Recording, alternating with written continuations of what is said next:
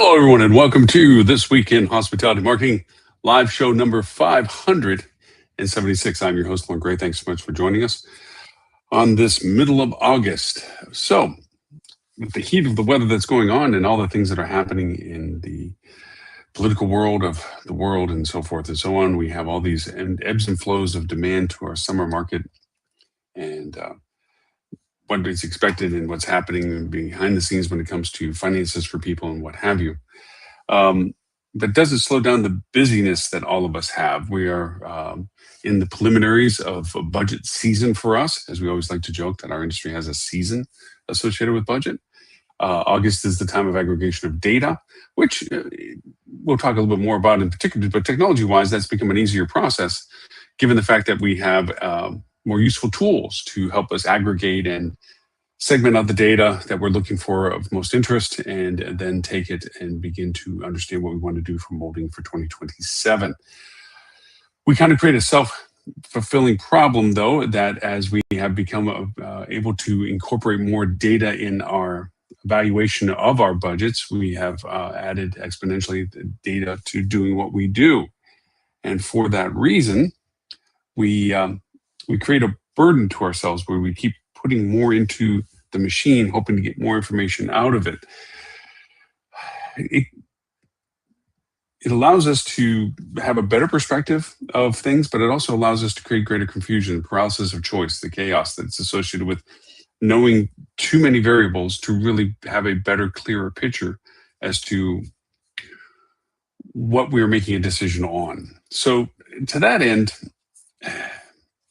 we struggle to find answers as to what we do to solve that problem for ourselves. Before, historically, we would gather a lot of the traditional data, historical performances last year versus this year in relationship to our forecast and budgets that we had, actualizations and so forth, and our current running interpretations of why our programs and our activities ran the way that they did, and whether or not that is a replicable circumstance next year, or whether that was a unique one-off circumstance this year, and make adjustments as to our plan for next year. But now we're trying to incorporate things like, what are the outside influences of what caused what we caused, not just the results of what happened, but was the weather come to play on that, which has become more and more of an issue. Was it finances and demographics and demands and gas prices and so many other things? We try to understand more outside data influencing factors on how our business was attained or what we've missed the mark on. And so that we have a better plan of how we address that for our future budgeting and future marketing strategy. We also try to look for ultimate answers. Now, in the past couple of shows, we've been talking about the usages of AI, how it relates to our creativity versus our actual campaign runnings, how we generate the methodology of our communication with our guests. And now we're going to focus a little bit more on how do we logistically handle what we're doing with all of the extra additional data points that we have available and all of the deeper questions that we're beginning to ask because of this new awareness of data value. So a lot of companies, a lot of places are still doing things the way they've been always doing them, in the same way with Excel sheets and PowerPoint presentations, and I'm not bashing Microsoft when I say any of this, and modalities of communication. We might use some platforms like Teams or Slack or something to have a better communication pipeline, but that in itself creates its own issues, a paradox of choice, paradox of overwhelming data. So a lot of companies are looking for that ultimate solution that's just on the horizon. Coming off of high tech this year was a lot of automations as to this ability to create prescriptive modeling for our data that would tell us what we need to do from what data we're giving it. And then we've had a couple of shows, 571, 573, related to how that does and doesn't work for us, and how we should be leaving a lot of the content that we do, the decision making we do, to the humanistic aspect, and allow the AI only to bring us up to the threshold of awareness and options, and allow us as humans to determine what are the value propositions that we want to pursue from that information, rather than AI telling us what they think is the best case, and we are just acknowledging it. So a lot of companies are looking for that ultimate solution where they don't need too many hands in the chain of succession of decisions, that a lot of things are dictated down because of the accuracy of how its AI handles it. And then there's others that are still trying to sort through what ways they can improve what they're doing. So our topic today is why wait for a total solution? Make small solutions now. And the concept behind that statement is to say we are looking for this complete aha silver bullet. We've always been a silver bullet culture where we look for the solution that creates the solution for everything. That there is just pull this one thread and the whole thing unravels kind of mentality to it. And from that, you have this wait for that to happen moment where it's like, well, there's got to be something that's going to come along and is going to improve everything with just the one thing that it can do. And we know that's not true. It's not true all the time. Historically, we've had those moments. We've had those epiphanies of a single solution creates, or single answer creates multiple solutions. But now, with all of the variations that we're including in our data and all the things that we do, there's no one single way of addressing it. I think, case in point, last week's show, we talked about attribution and the value proposition that the data is the same, but the perspective is what changes. And you can look at attribution from a beginning to an end or in the middle. And even though it's the same data being used, it has entirely different purposes of understanding what the data is telling you based on the prioritization which you're asking for, whether you should focus on where you get the business or where the business was actually converted to. So with that, you want this one solution to be a kind of an end all, where a lot of companies are still functionally doing what they've always done, creating reports that they've always had created, methodologies of meetings that they've always had.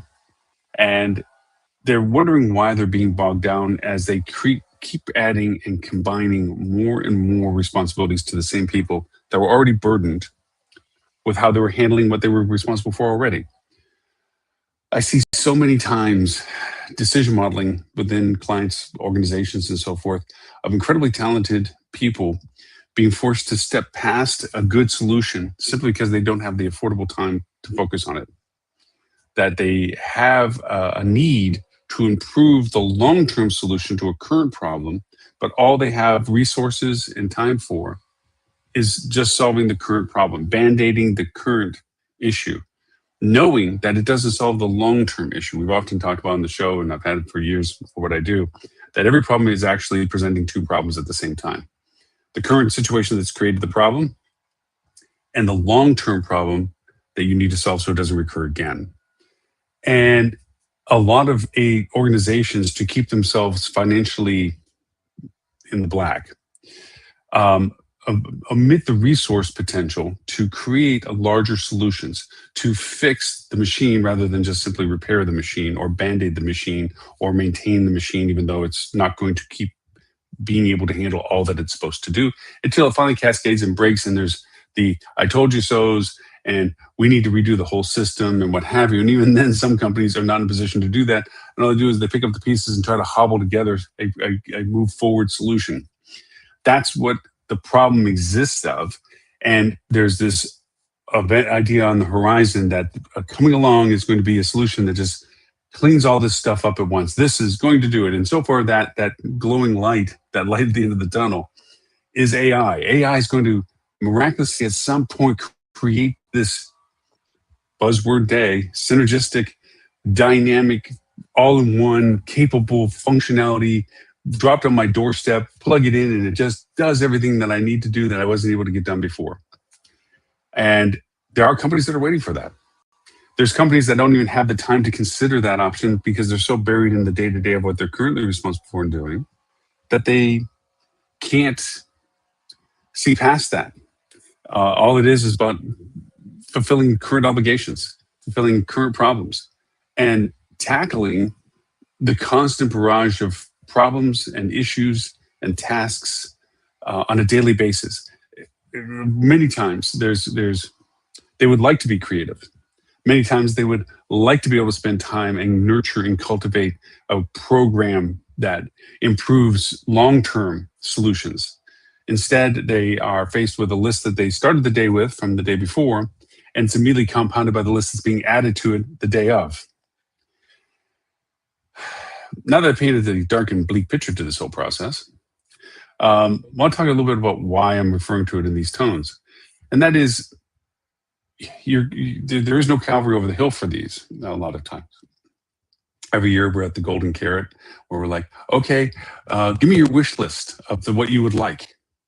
The funny part of it is, a lot of people are like, well, I need more help. I need more resources. Need more platform improvements, whatever have you. And it harkens back to something we referred to on the show many times before. We've been doing this for now almost 14 years. Is if you asked Henry Ford, if he asked his customers at the time what they wanted, they would say they would tell him faster horses, because their context is about what they're currently dealing with, not what's potentially capable of being done. So, same attitude. If we ask our current team what they want, being budget season, they're first going to tell you more help or better platforms to work out through the things that they're responsible for. They need more hands, more resources to handle the volume of what they're doing. There is nobody that is in a responsible operational seat that has time on their hands. If they're not maxed out, they're overextended. Very few, and it's subjectively suspicious if they say, oh, well, I got plenty of time. Morning time's no rush, no worries. There are some people that are incredibly efficient, but that efficiency quickly gets filled up. Whatever gap you've given yourself for improving your efficiencies fills up with more requests, more demands, more benchmarking. Oh, you're able to do that much now. Well, have you do more. It's a very temporal position to be in, that you're not at full capacity.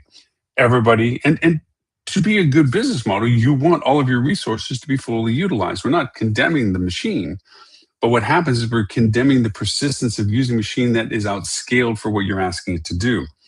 You're making the benchmark of doing 100%, 110%, not really a number, but you know what I mean, as a standard baseline. Well, if you can redline it, then you should always be redlining it. Mm-hmm. Redline being the metaphor for RPMs in a car, but you know what I mean. So why wait for this total solution? Well, the options are harder. One, there's tools out there that can create short little piece efficiencies. Okay. They can fix a time-consuming function. But the problem with that is, even if you're presented with that tool, here's a tool that magically will do that cutting and pasting that you do for your comp set, let's just say. That's great. I got now to translate or transfer what I'm currently doing into this so that it could then help me. Well, if I'm already at max capacity of what I'm doing, any and all of that of what I just said has to be on top of it, even in a temporary circumstance, for it to work. And of course, it has to validate itself very quickly that was a good use of extra time. If I'm going to burn the midnight oil, so to speak, where I'm going to work even beyond, then the reward, the result is that it actually does what I made the effort for it to do. That always doesn't work out. A lot of times, until you begin to use the tool for the functionality you think it's going to help you with, do you come across the discovery that it has a limitation you didn't expect, a problem or program of usage that wasn't clear, because all these tools are adaptive in some way. They were built for something with the implied value of doing some other things. And until you actually do some other things, you don't realize where it can actually function like that. Now, that's actually short-circuiting the fact that somebody came to you and put this on the golden platter and put it in front of you and said, here's a program or app XYZ. It will do exactly what I see you doing here, and it'll fix it. What usually happens before that step is somebody has to find out that this is actually something even available. Somebody has to go over and say, okay, I'm going to stop doing this madness of just doing it to get it done. I'm going to pause and see, is there a better way of doing it? Is there platforms out there that can do some functions or forms with this? I'm constantly showing and seeing platforms that, oh man, it could do this, it could cut and move this, and they can put it in Google Sheet, and it'll organize this, and it'll take that data and put it with this. Agentic AI, man, you'll do this and put all that. Great. None of that's built. None of that's shown that it actually is connected to and pulling the data that I need in the way that you just described it. And none of the reporting or what's done with it, none of that's built. So now I'm faced with the option of one, either do I learn all of that and do it? Again, no time to do it. Or do I pay to do it, which is now, budget. Do I put in my budget that I pay a third party to do this? And again, when you're telling somebody to build something that you need to use, a lot of it's in the communication and translation. They're not using it for the way you need to use it, but they're going to build it the way you tell them. So if you don't tell them in a way uh, to do it, then that's completely correct. Then you have to go through that error and discovery process, which elongates the time and jeopardizes the value and everything else. So you're kind of in this catch 22 of that, where you know that there's potentially solutions out there. And you know that if you were to adopt them, it would help you with them. But then there is the extra added on the end of that, which is, should I improve that efficiency and reduce my time consumption for doing this one particular repetitive project, it'll get quickly filled up with other stuff that I just right now have the delimiting capability of saying I can't get to because I don't have any time to get to it. So I'm actually creating the problem that will create a bigger problem for me. That is true. Unless you define a hard wall that says, let us first push back from red line a little bit. Let's be able to find efficiencies that can improve our current workload, reduce the temperament of what we're being demanded for exactly what we're being asked to do of right now, and allow us that breathability to not just fill up the time that we get back from doing these things with other things, but instead now we rededicate that time that we're getting back to the things that currently we couldn't get to at the level we would like to engage with them. This is a willful management leadership decision that goes on. Not the focus of our conversation today, but a byproduct of consideration as you begin to wade through how do you create solutions for your team or for yourself. A lot of times for the hyper busy senior management person, they're so busy with their own things, they don't have the time to really find solutions for their supporting teams to use better solutions for themselves. Like, they may not be the ones that have to generate the report on comp set activity, but they certainly refer to and use it and know it's a viable tool that they need to be aware of data-wise so that they can make their decisions at their level of responsibility. But giving a tool to the support team that they have that generates that and create a better efficiency means that they now have a variable capability of making other projects work smoother as well, because that frees up opportunity for that person to basically be more available and more helpful with things that they were already tasks with, but they now have a better opportunity to have a better long-term solution in their engagement. If the person's already too busy to do their own work, it's almost impossible for them to consider looking at solutions for people that help them to help them do their work. You know, help yourself to help others. So let's take it from the top down of how much better can you improve how you do things? Yes, to get one thing out of the way, this requires a time commitment from you that goes beyond your current time commitments, because it requires self-education, awareness that by looking for and trying to find a tangible answer to a solution, like right now, the only thing you know is the way you do it. You have to unthink this is the only way to do it and say, how else could this be accomplished? And that creates the questions as, well, who would do what I think would need to be done? Like right now, I go and I'm taking comp set scraping as an analysis from property level. I want to know what my comp set is offering in specials every day. I want to see if they change rates, not rates per se, but offers like packages that they're offering when that happens, to know whether I have an answered call to it, whether I beat them to the gun, or whether or not I'm playing suit by catching up with them if I even want to match them. I want to be aware of what my comp is doing, not just the rates that they're asking, but what are they doing for performance? I want to see their ads. I want to see what ads they're putting up, when they change ads, what the content of their ad is. Is it in relationship to programs that I am a part of already or not part of already? That comp set awareness from a marketing perspective requires the ability to go to your comp set that you've selected. Doesn't mean those are the only comps that you're going against. These are the ones you've selected for efficiency's sake. Again, for self-created restriction because of time. And you go and look at their thing, their specials page, and you screen grab it. And you put it in a file so you have your screen grabs of what they were been doing for specials. And if something changes, they can say, oh, it changed on this date. Well, there's an app out there, and there's ways to do this. If you sit back and say, well, how can I do this better? Is there an app that can replicate what I'm doing? First, easiest step is to say, can I mimic what I'm currently doing? Is there a program or a platform or something that can just literally replicate what I'm doing that's time consuming for me? That's the easiest first step. And there are. And yes, you can go down a rabbit hole and say, well, I can also create an agent to do this. Well, yes, you can. Or there's pre-canned programs that will go over and say, tell me what page you want me to go look at, tell me what section of that page you want me to grab, and tell me where you want me to put it. Something as straightforward as that. And I want you to schedule this to do this at this time every day or every week or whatever it is that you normally do for yourself. That way, it begins to do the time draw. It's a simple breakdown of what consumes most of your effort to a particular project. Time is the first best modifier to consider how you can improve. That's a time consumption that if that can get abbreviated, so now all I'm left with is the analysis of this. I've saved that much time just by that process. But wonder if the analysis would say, well, once these are all taken, can I have something look at them and just tell me if something's changed? That way I don't have to look for the change. I'm just being told what the changes are. Okay, they can do that too.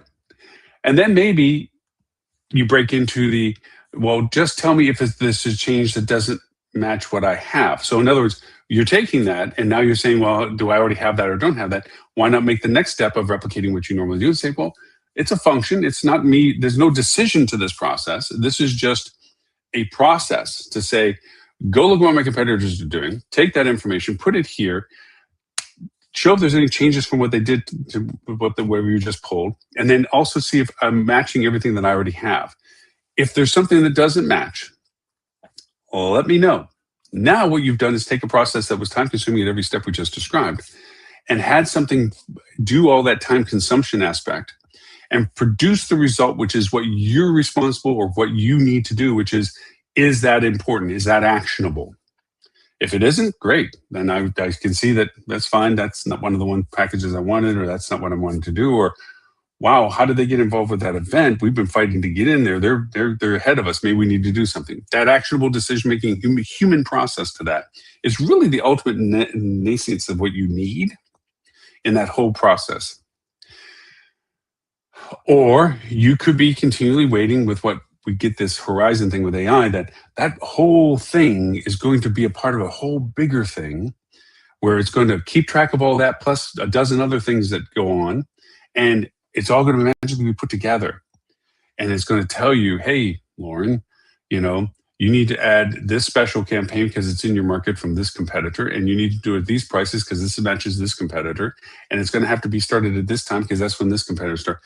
If you're waiting for that big thing to happen, strangely enough, you could make that, but you would have to go through the whole process I just described of taking the time, educating yourself, discovering what you want to do, and then the process of finding out how to actually build it and function with it. Or you can find these little tools that do these certain things that help you best expedite your focus, your time consumption, that biggest value proposition that you have to be considered with. The idea that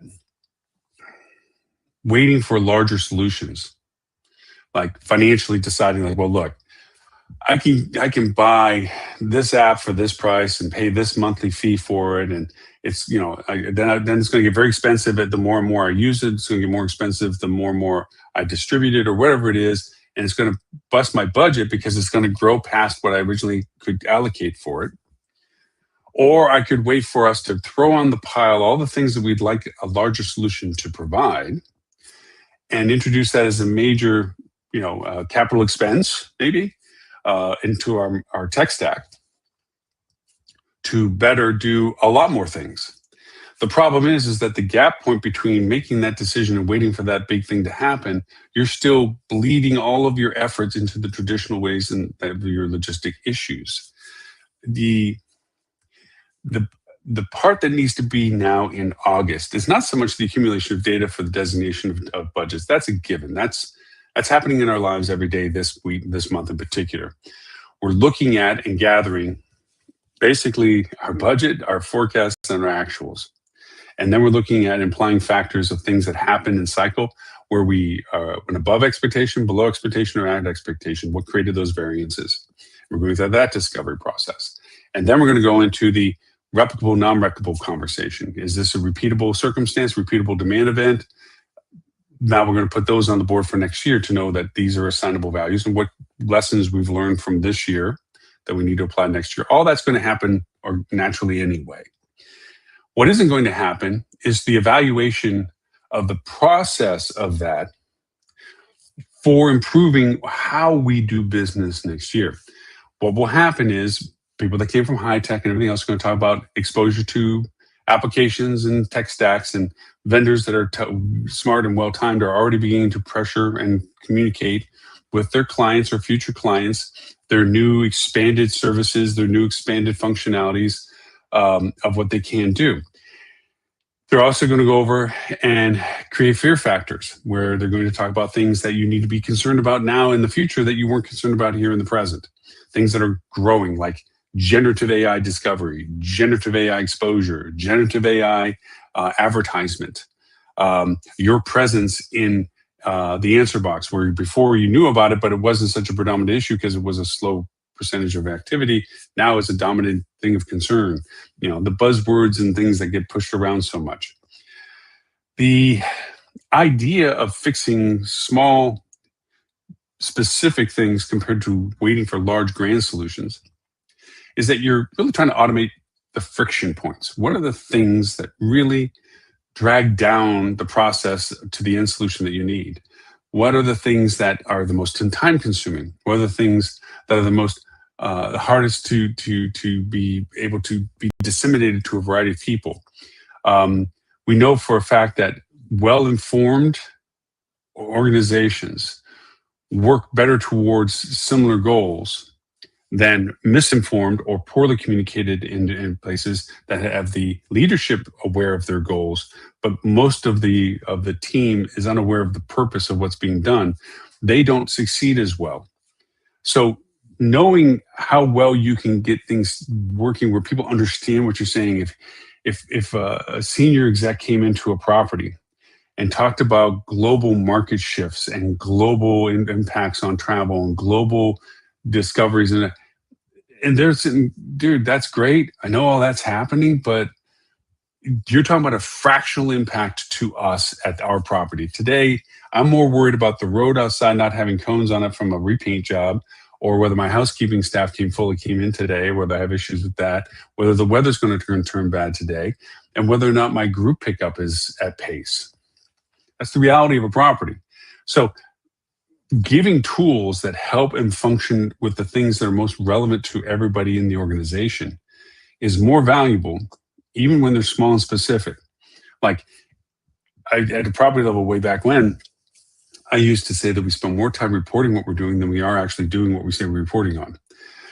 There's so many demand factors from corporate and ownership and brand that a property has to deal with on a regular basis that most of their time at the exec level or department head level is spent reporting about the stuff that they're directly supposed to be doing compared to getting it done. So if you can improve my time efficiencies with my reporting process, if there's a way to have things accumulated for me that all I need to do is explain what was put together rather than having to put it together and then explain it, that's a win. And those are the things that the small solutions are available now. That's where a lot of great improvements have happened in our ability to function. I think of this from a software that we talked about on our podcast that handled the ability to talk to your Excel sheet. I know it sounds weird, and it was weird when we were doing the podcast, but weird in the sense that you wouldn't have thought that this was real 3 years ago. And here you are doing it, where you get an Excel sheet and columns and rows and everything else like this. And of course, you're looking at to evaluate what it is. And some of these things, it doesn't have the formula that you want in certain places, like a summation or a comparison or if-then conditional or pivot or whatever. And you have to go in and go, okay, I want to make this a pivot. This is the prior criteria, blah, blah, blah. I want to get out the dupes. I don't want all these columns. So I got to hide these columns because I want this column. So I'm going to split the window and slide them together. Whatever. All the things you do, all of that takes time. So this app is pretty cool because you just literally go over and say, hey, I want to go over and compare column B, which is X, and whatever it is, and column X, which is this. I want to put them side by side. I want to sum them up, and I want to make a percentage relationship between those two. Ding, ding, ding, boom, boom, done. And you're sitting there, you can get the information you want. Now, yes, there's AI stuff that can do the analysis, tell me what I should see on this page, or show me correlations, or confidence factor, whatever things. There's cooler things than this. But the solution that this provides is profound, because now, if you have to generate something, the arduousness of it is blank spreadsheet.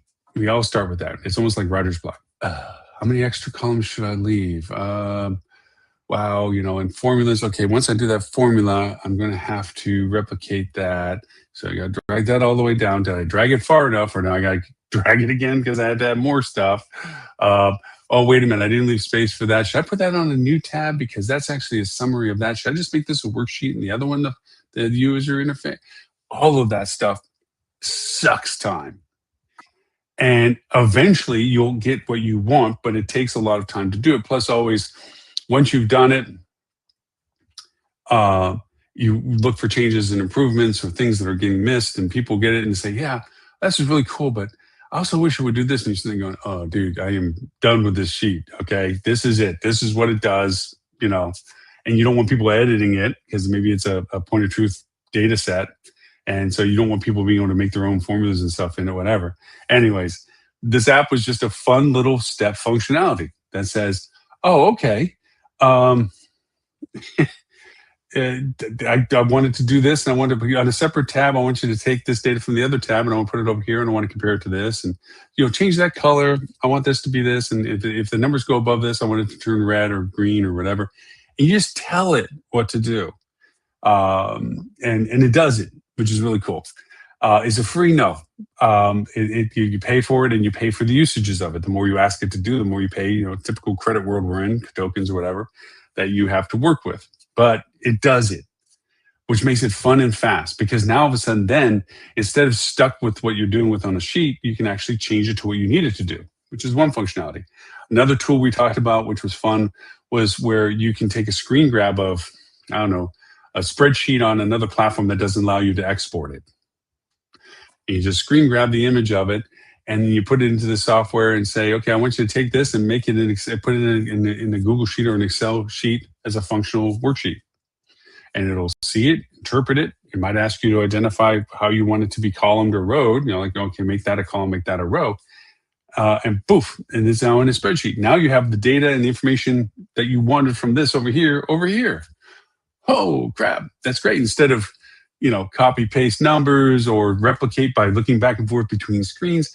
This is the stuff that grinds our days. These are the solutions that solve those short little easy wins that make things better.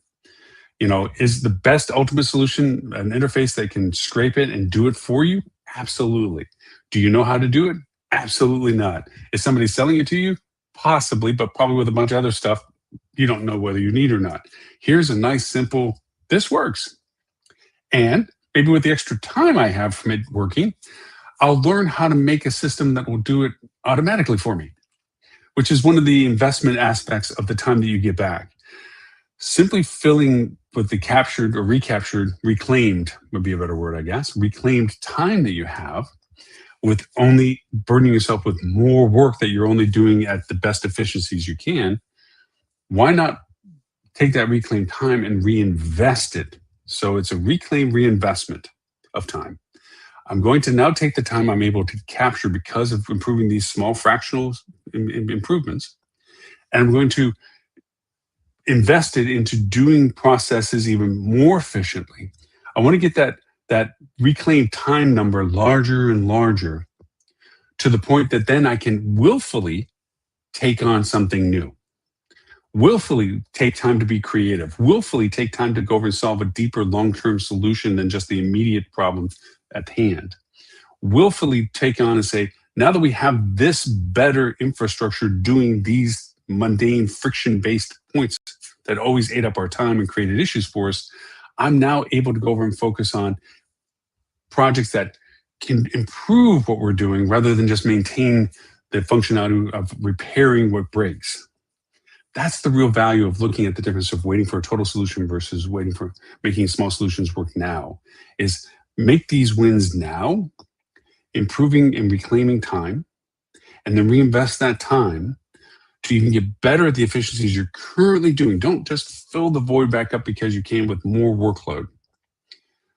Do this. It's almost, I wouldn't say that you're betraying by telling people that you're getting better at it, because you want it to be a replicable thing for other people as well. But once you begin to find the solution mix that works for you, mandate that allow you the opportunity to finish the job, take the reclaimed time and reinvest it. Promising that once certain improvements have gotten to the point where you feel satisfactory on things, that you're not busting the bank by buying some huge stack platform or blowing up a whole scalable bandwidth solution for everybody, but you're just improved yourself enough to be able to create this reclaimed time and reinvesting it, that you improve those efficiencies so there's longer term better solutions. You make them even more efficient, reclaim even more time. And then you can go on and say, you know what, I want to be this much more creative. I want to do this campaign that we couldn't even think about doing because we just didn't have time to do it. Now I can, because I have this time that I can focus on and be creative, come up with neat stuff that right at the time I don't have to. I just want to make sure what I have planned gets done, which is usually the case for a lot of us. So I think from a points perspective of this, and show notes will be in it for people to read some of the more context to things that I have in relationship to ways and solutions of taking short-term wins, small solution wins, logistical wins. I have it broken down into a lot of categorizations as to how to tackle and look at these things. And just sort things. Now, like I said, the audio podcast, we go into tools, tips, and tricks with these things. These are just two of the more recent conversations of these platforms. They allow for a different way of looking. That rather than you having to search and discover, the podcast is pretty cool about bringing tools to the schools in front of you and going, hey, this is what this does. This is how we used it for what we do for hospitality. So, maybe you think it might be helpful for you too. So you can check out our hospitalityradio.com or our Hospitality Marketing Podcast audio version. This is the video TV channel version, where we talk more specifically about the particular tools. It just says they were so fascinating in context to our conversation today. I want to refer to them on that. I don't mean to skip over what they're capable of doing or what their names are. You can catch that on the podcast, but they're out there. Anyways, for everyone catching us on the TV channel, thank you so much. We do go to 209 countries. We do translate into 11 languages. Our show, and then we do recast the show Wednesdays 11:30 a.m. Sydney Australian and London time for our APAC and EU and Mideast friends. For all those that catch us on our simulcast, Facebook, YouTube, LinkedIn, we do Twitch for other media as well. Thank you so much for watching us, and for all of our associations and corporate and people and businesses and so forth that allow us to broadcast off their pages or channels. Thank you so much for that. And of course, if you want on the TV channel, the Smart TV, just look for Hospitality Channel as a TV channel, and you'll find us there. The show's always on the free side. On the pay gateway, there's more content behind it. If you're a hospitality marketing professional, you want to join a peer level group, hospitalitymarketing.club is the place to go. If you want to catch any of our reruns or redos, but our podcasts and so forth, you can catch us at the hospitalitychannel.tv. All of our shows are based on data broadcast, hosts, or topic. Hospitalityradio.com, we're in 39 countries for that. We have a linear programming for that hits the whole spectrum of content from operations, accounting, HR, marketing, sales. We all have wonderful variety of podcasts and shows from around the world that we put into this linear programming every week. You can catch all of that. And of course, our app on Google Play or Apple iOS, Hospitality Channel. You can catch us on your phone, iPad, or whatever, tablet, and what have you. So you can catch us there as well. We try to be everywhere you possibly could be useful for helping us. Of course, if you have any comments or suggestions, feedback, or what have you, you can reach out to me at lauren@hospitalitydigitalmarketing.com. I have a 1,000% success record, 1,000%. Another made up fun number. Of responses and replies to everybody that contacts me of relationship to the podcast or the TV show, and comments about it. And of course, the Hospitality Marketing Club, we're in an active dialogue with all of our topics all the time. So until next week, my name is Lauren Gray. I thank you for the privilege of your time, and we'll catch you next week.